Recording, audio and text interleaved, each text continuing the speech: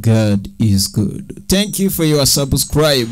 Dutangiye dute haro bajya gukubita urushyi hano kumuhuha nibi biba igitero gikaze niko kiyiswi ndetse iyi filime isangwa kuri YouTube. Ntimwibagirwe gukora subscribe kuri M&KING TV.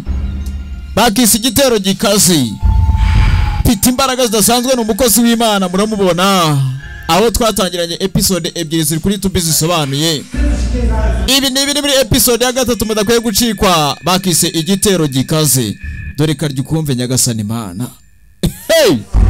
Ndetsanga abakozi b'Imana bose ntago ari abanyabo, harimo abatubuzi. Uwanyawe ahageze bigenda gute murabibona, arinjira imbaraga z'Imana zigafungura.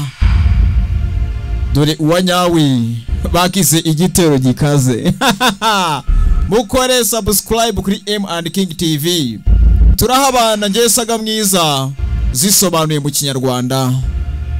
Abakristo guhindukira inyuma umukozi wanyawe arahageze. Twicaye ko ntacyo bizadutwara. Ati ndetse no mu minsi ya nyuma bazaduha ibiroze, bazaduha ibihumanyije, ariko ntacyo bizadutwara kwera imbaraga z'Imana. Kumurasa esarapfa ntapfa hajemo n'ibirara.